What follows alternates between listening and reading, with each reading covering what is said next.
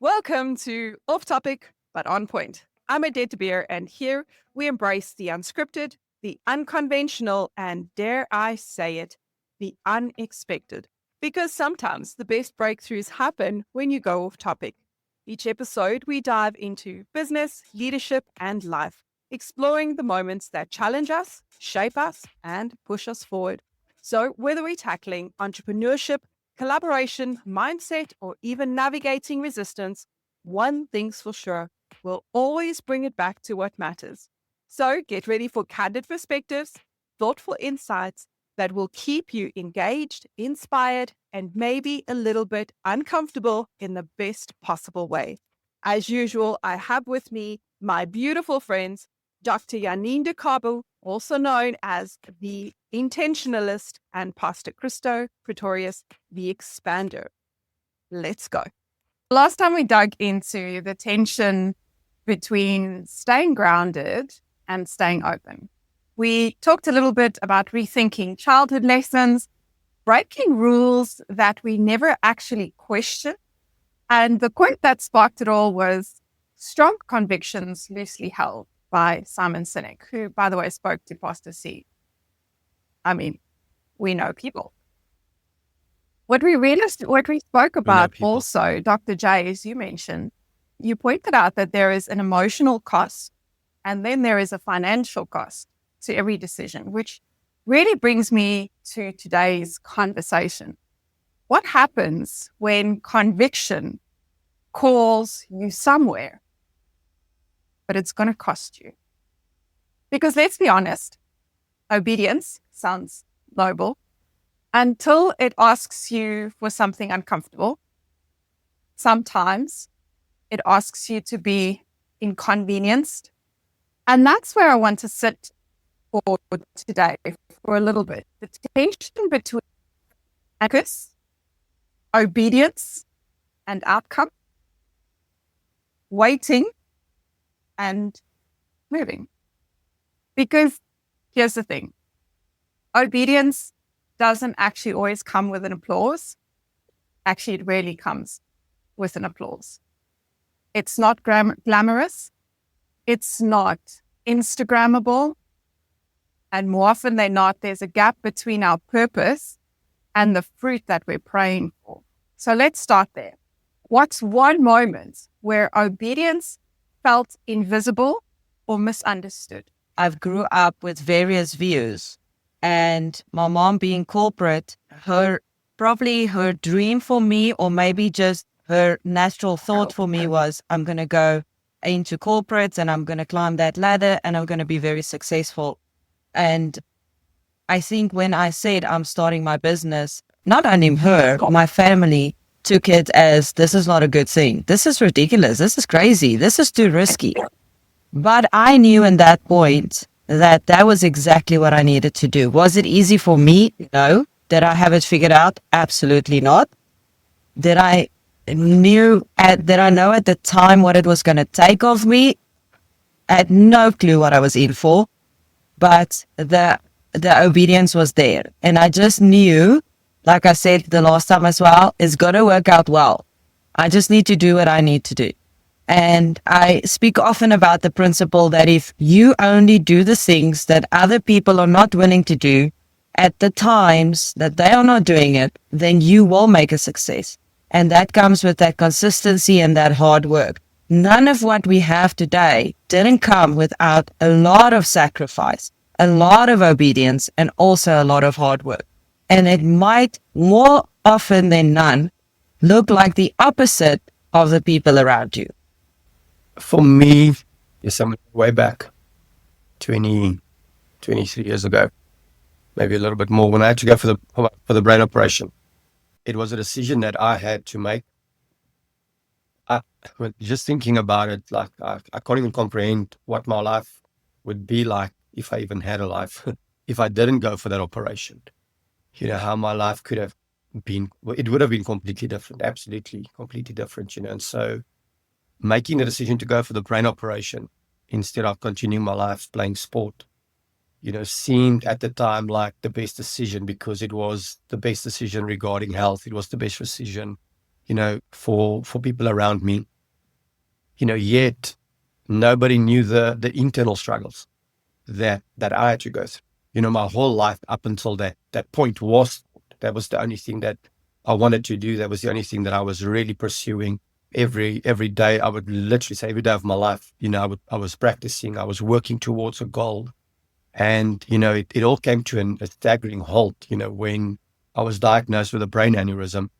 And the doctor said, listen, there's a possibility every year that this thing can burst. It will grow percentile every year that it will burst. And if it bursts, you're dead, unless it bursts in the hospital while you on the operating table and people know what's happening. But most of the people, they die and then they realize they had a brain aneurysm that burst in their brain. So for me, the internal struggle was a big challenge, and, people maybe didn't understand, the reason I was convicted, in making this decision. I was so sure about it, so I think that's where, obedience could be invisible to other people.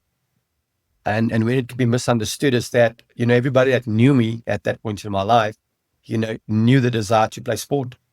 And so for them, it was a complete, turnaround, 180-degree turnaround from where I was going to going the opposite direction, going for a brain operation. And then I was, within a month or two, I was like, no, I'm going to serve God and I want to, go into ministry. And so I think there's a lot of internal struggles that we face and that we go through when we have to be obedient towards things. Because, here's the thing is that you hear something, Dr. Janine just mentioned she heard start a business. Nobody else around her heard that. So she's the only one that can be obedient, to that voice or to the calling or to the instruction. And so absolutely, to everybody around you, it might look like you're crazy. It might look like you are, doing the opposite of what you've always said, but you've heard something. You've been instructed in a different way, in a different direction. And so definitely obedience, I think you framed it quite nicely, where it felt invisible because nobody else, were present in that moment. And so I think the people in your life play a vital role. Thinking back over it now, I think I know my parents did an amazing work where they allowed me to make the decision.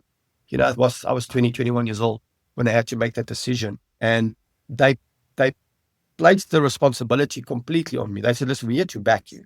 Either way you go, but it's your decision because it's not their life. It was my life.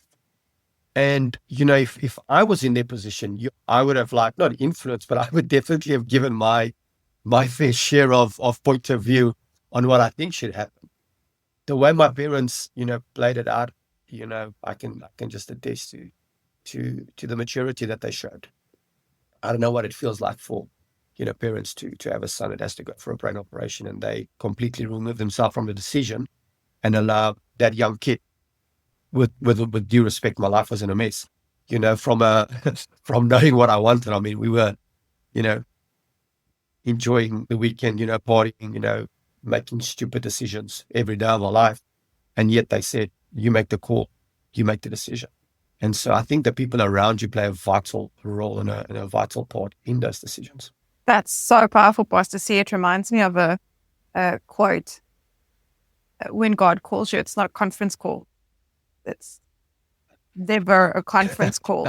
And I think we look for external validation. We look around to see for someone, just someone hear me.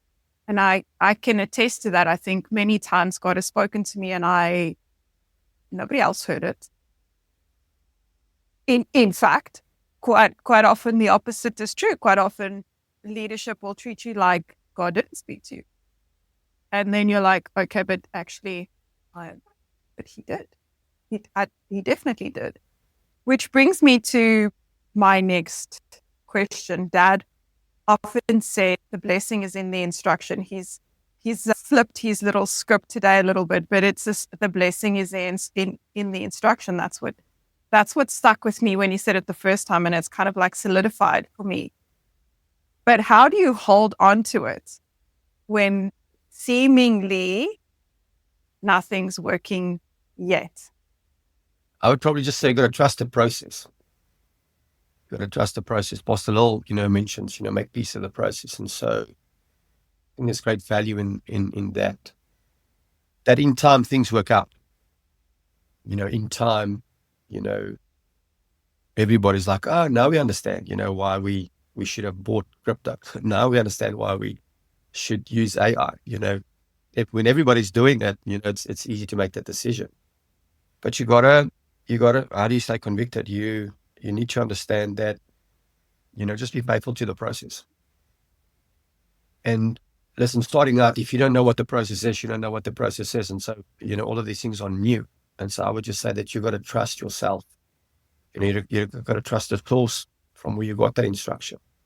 Throughout the Bible, whenever God spoke to any person, there was a time from the instruction to the completion. And they had their own journey that they had to go through. A lot of people, were saying contradicting things because that's not what they heard. And so you had to be convicted on, this is what I'm trusting the source. I'm trusting God. I'm trusting, the process and the road that I need to walk and that I need to fulfill. Paul writes it so beautifully where he says to the church, he says, work out your own salvation with fear and trembling before the Lord. And so what I've realized over my life that helps me now with these tough decisions is that I need to work it out for myself. I have people in my life that definitely plays a part, that contributes, that advise, that, prays with you. But at the end of the day, I need to realize that I need to make decisions for me. Because one day I'm going to stand before the Lord and there's going to be nobody next to me. And God's going to ask me, what did you do with the life I've given you? And so the quicker I realize that I'm responsible, I just try and stay It's so true, convicted Pastor C. to And, what I heard and from the let's source. face it, the process isn't sexy. It's sacred, right? Because it's your own. It's your own. And you literally have to show up like your future depends on it. Because it really does. It really does. I remember when I started my business and I asked my dad, if you have any advice for me, what would it be? And he said, fail and do it fast. I was like, gee, thanks. Motivational speech of the year. And I said to him, well, that time I probably wouldn't have said it like I said now. But what I asked him was, I need context because this does not make any business sense. And he said to me, you are still young. He says, you still have time to build a business. And he said to me, there is a difference between financial prosperity and business success. Now, if I can explain it like this, there's a difference between having the finances and being a wealthy man or a woman. It's the same principle in business. You can have cash in the bank, but not a successful, good business. Your atmosphere is toxic. Your people are bad. It's just terrible in there. What I'm aiming for is not financial prosperity in my business, but great business success. That takes a different kind of build and a different kind of process, because that process involves consistency. That consistency beats the intensity of just chasing the next sale, beating the drum. And I'm all for reps, like you were saying the last time, Pastor C.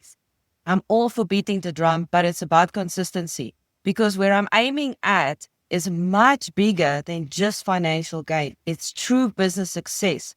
And you have to go back to that process when the motivation is gone. Because believe me, when you're building for something bigger and deeper and more true than other people, the motivation leaves more often than not.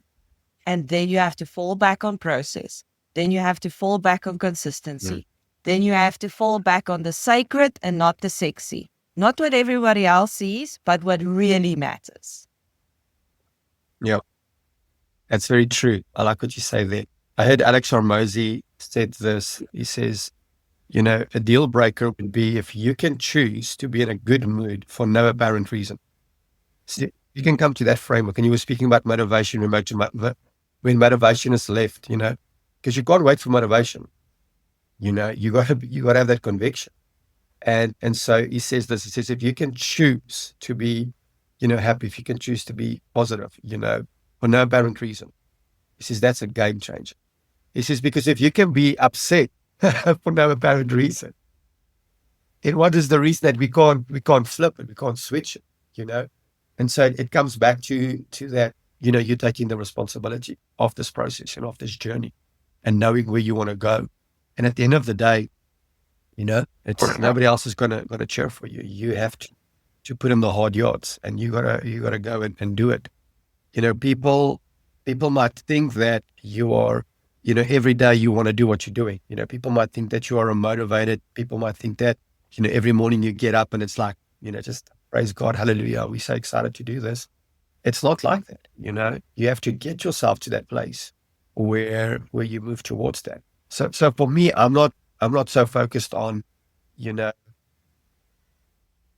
exactly like you're saying, is it pretty, in the process. For me, it's like, no, as long as I get it done. Sometimes those last 2 reps, it doesn't look pretty. And I got it done. I got over the finish line. And so I think, and especially in today's day and age and, everything being available on social media, people tend to focus on, how it looks versus is it practical? Can it work? And so I think if you understand that your process journey, then it's gonna work out for you, because everybody's journey is different. Everybody's journey is different. And so we can find the similarities, within the process. But at the end of the day, you gotta craft your own, framework. You gotta craft your own prototype and what works for you. And what gets you motivated might not get me motivated. What's going to be a conviction for you is not going to be a conviction for me. So yeah, I like what you said, motivation. I You got to had go past that, because every day might not be moment there. of laughter at myself yesterday. Heavy revelation, like literally. I was in the gym, I was doing weights, and my personal trainer, who's helping me so that I have the right form and shape, I don't injure myself, mentored with me. So I thought, and we laughed about it yesterday, because he made everything extra heavy to a place that I haven't done it before. And I did basically a squat and a snatch in like together. And normally he counts. So I know where I'm going. I know how far I've got to go. And like he just stopped counting, like somewhere halfway, and he's like, go until you can't anymore. And then I almost, like, at that moment, he turned around and he walked away. But it's so strange for me. I carried on counting, because I was like, if there's no counting and I don't know where I'm going, I'm done right here. Like, this is it for me. And in that moment, I had to really, like, literally in that moment, I was like, oh, shucks, this is business. This is vision. This is how it is. But also, if in the hardest of moments, you're not going to have the people around you that you thought were going to be there. And we spoke about this and we laughed about that. But the moment he stopped counting, I had to carry on, because I had to see what's coming next. What is the future? And I think so many people just stop counting in business, and they get to a place where it's too heavy and they cannot anymore. True. And instead of counting further, because nobody is around them at that moment, they just dropped away. They just dropped the business. They just dropped the idea. But what I realized again yesterday is that consistency beats the intensity, because I was able, because I've been consistent, to just, like, there we go, one more. Okay, hold on. I'm in charge here. Okay, another one, 2 more, 3 more. And I managed to finish like I normally do. But the consistency beats the intensity. And that's why I can say that. But we have to be able to see the future, whether we have the people around us or not. Because yes, we have to have people. But in the reality of things, you're going to go through stuff alone at the top, and even in your process. Absolutely. And there's something that no one warns you about, and that's when you get very clear, crystal clear on your vision, your current reality won't necessarily match that. Like, that's huge. There's a gap between where I'm going and where I am. And exactly to your point, Dr. J, often it's lonely. So how do you then navigate that tension between being in it while still leading others? It's an interesting question. Now, Cabo, see? I think being aware of being aware of the journey. What I've realized as a leader is, as much as I'm leading people, I'm also leading myself. No, we'll say, that's how it is. What I mean by that is, as much as there's a process for the people I lead, there's also a process that I'm going through, and it's to be aware of that. And so what I try and do is, when I don't have a win, I try and look for the win within the team. When the team don't have a win, I try and look for where's the win for me. Like we spoke, offline just now, in the project I'm busy with currently is, yes, there's deadlines, there's timelines, there's things that needs to happen, but I don't want to lose focus of the process that I'm in the bigger scheme of things, And I think if we can do that, if we can zoom out and see, okay, how does this fit into the bigger part of my life? Because this isn't my life, it's a part of my life.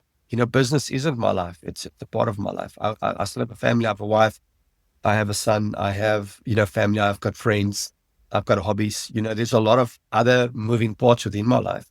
And so what helps me to stay focused and grounded on those things is just to, at times, just zoom out and just look at the bigger picture. And then at times just to zoom in and just be like, okay, for the next couple of weeks, like my family now knows, like it's crunch time. So for the next couple of weeks, we might not spend all the time together that we normally do because, I'm focused on achieving this goal and getting this outcome. But then, to regulate and come back and zoom out again. So that works for me. I would want to say is that in my experience, what I felt and what I've seen is that pressure doesn't cancel leadership. In my experience, it actually calls it forth, because now I have to dig deeper to something on the inside of me during the pressure, not after. And I really believe that is what separates high impact leaders from everyone else. I have a little acronym that I quickly just went to go and get. What does it mean to lead? What it means to lead, the L is, because I love acronyms, is lock in your presence. You have to anchor yourself before you guide the others. I'm not saying you have to be perfect before you can lead others. We have this scripture that we all live by, is that we need to be planted. That's what I mean. You have to have a strong foundation. It doesn't mean you are going to be okay. It doesn't mean everything else is going to be okay. That's what I mean. Lock in your presence, breathe, pause, stand still, get yourself together. When you are going to show calm, others will find stability in you. You can't be running around like a headless chicken, and that's what I'm saying. So presence is the power that you project when everything else is shaking. And you can do that by centering yourself. The E of lead is about energy. Now, not all kinds of funny energy. I'm talking about the energy that you have as a person. So when we have pressure, your energy dips. You don't have, in Afrikaans people, I hear themselves, ek het nie die krag hiervoor nie. That's what we are saying. My energy has dipped and I don't have what it takes, or at least it feels like it. So your role is now to bring other people up and yourself, but your whole team. So you have to celebrate the effort that is being done. I always speak about the principle of John Maxwell, where he says you need to find wins. You need to put wins under your belt.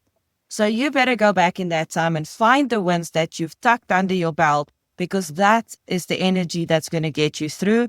And you have to shift your focus. I see that often that people are not doing, and therefore they stay stuck. One of the things you also spoke about in one of our podcasts is you have to shift your focus from fear to action.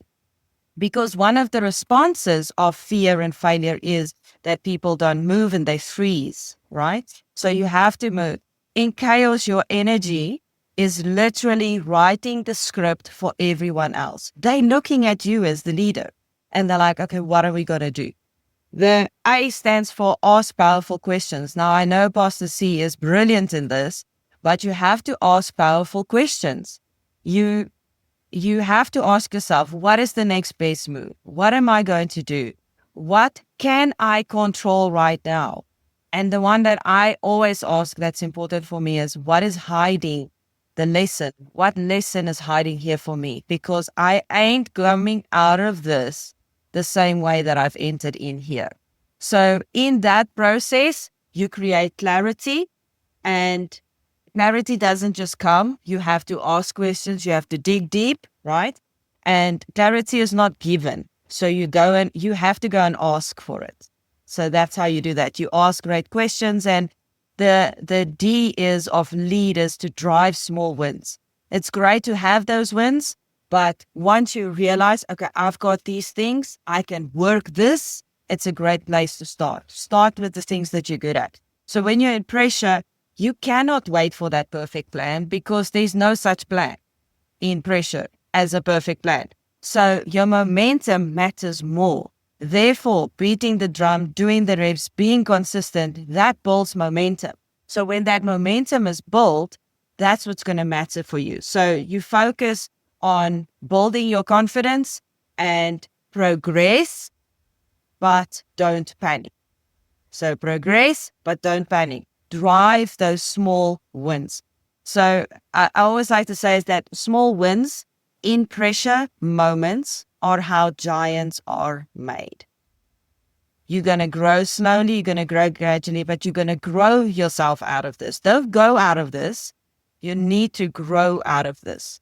It's the same principle that I have, that we are watching a series, an Afrikaans series called Deep Rug. And we started watching it yesterday, and I found it so funny because as we started watching it, they're literally building a bridge.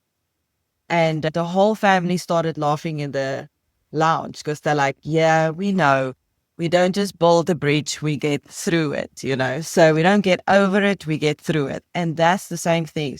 As a leader, you have to get through it with your team. Yes, you, but also with your team, because at that point of pressure, all attention turns to you as the leader, and they're looking at how you're going to take them through.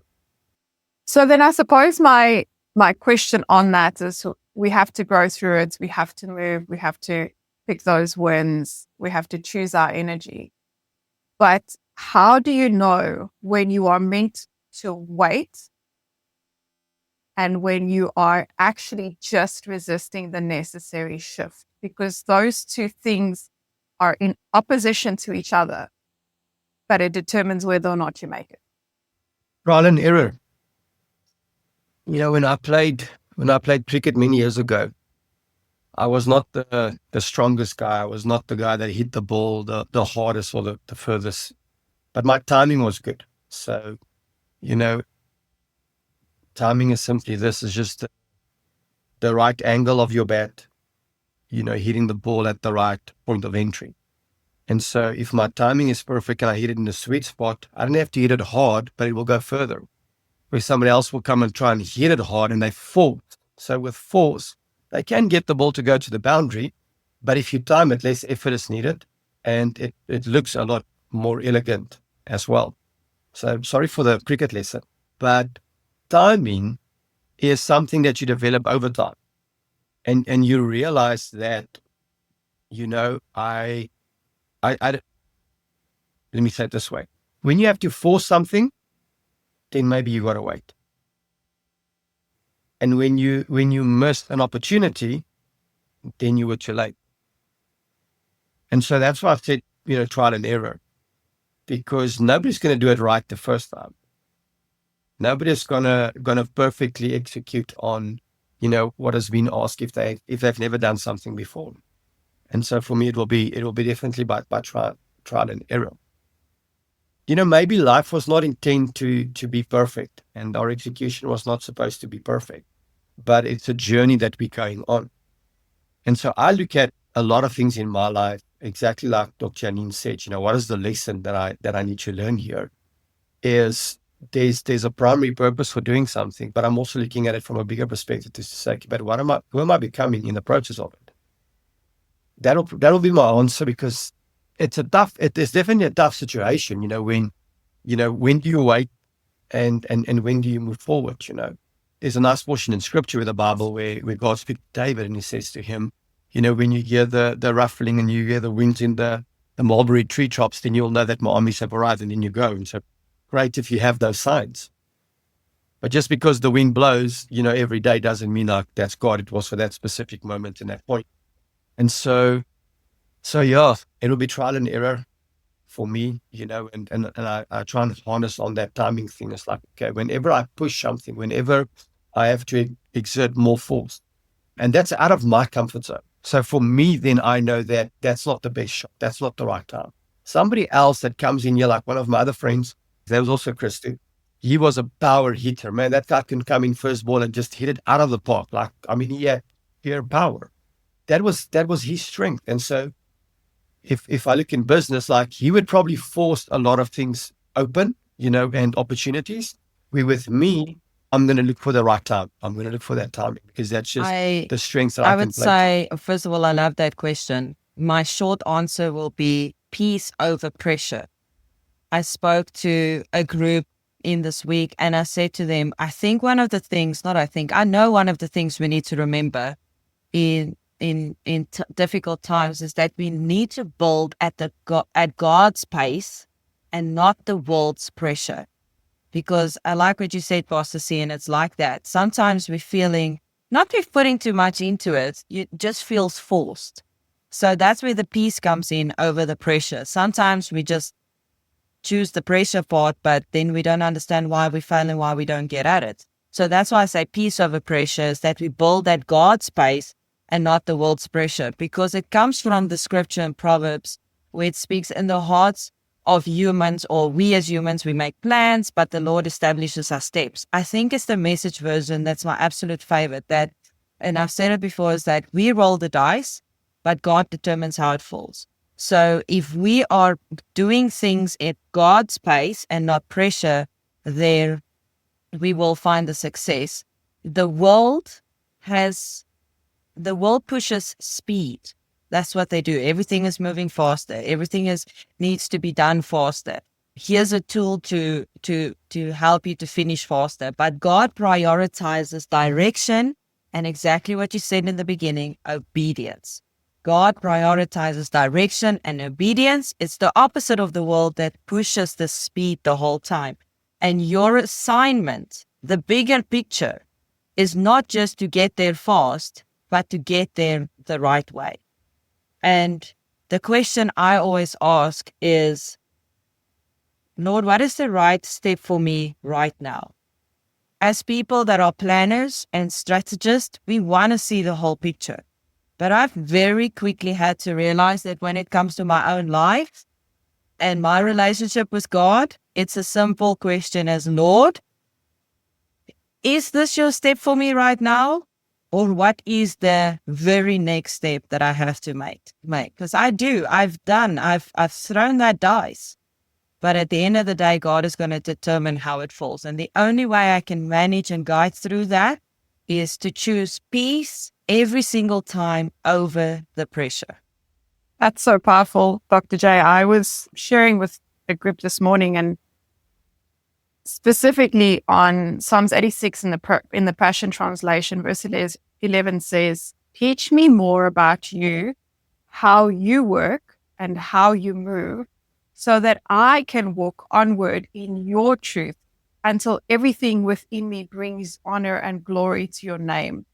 With all my heart and passion, I will thank you, O God, my God. I will give glory to your name forever." And then he talks about how God's strength becomes his strength. But that's only possible when I know how he works, when I know how he moves, when I do exactly what you just said, peace over pressure. And I think that's a message for all of us. It's not, there are ways to do things, obviously. There are ways that other people do things, but that's not what we are called to do. And that's not how we are called to do. And we said it last week as well. We see the highlight, and that's all we see. And we often think that the highlight is all there is. But that's not true. Our process is different. We're supposed to be different. And I love what you say, Dr. J. It's not about creating wealth. It's about creating success. It's about the impact, not the money, because money you can make. It's a man-made thing. It's about the impact and the success. And impact is about the people we leave behind. It's about how we've helped people through, or if you think about impact as an imprint, you all had kids, we all did it. Got the clay and you put their hands in the clay and forever in that piece of clay, as long as nobody drops it, there's that tiny little moment in time that you've left there. And that's what we do with people. And that's what we're called to do, I believe, in our businesses. And that's what this conversation and this podcast is about. And we are also at the end of our time today because people have things to do. So if you're listening and you feel like you're in the stretch, I want to remind you that you are not behind. You are being shaped. And if obedience is costing you comfort or clarity, maybe you're not getting the applause, good. That means that you're walking and working on something that's real. So stay focused, stay faithful, and keep moving even when it's quiet. Dr. J said it. It's about the consistency. If today's episode met you where you are, that's amazing. Please remember to like and subscribe this podcast. It helps more people to receive the message so that we can get the word out. And we want to hear from you. If you've got questions or some reflections, please email me at Odette@amplifycoach.biz. Drop us a comment in the comment section. Follow us on social media. Leave us a DM. Whether it's leadership, obedience, alignment, whatever you're wrestling with right now, your voice matters. We want to hear from you. So remember, you're not alone in this. You belong here and you belong in these conversations. Thanks for joining us. See you next time. Done. On time.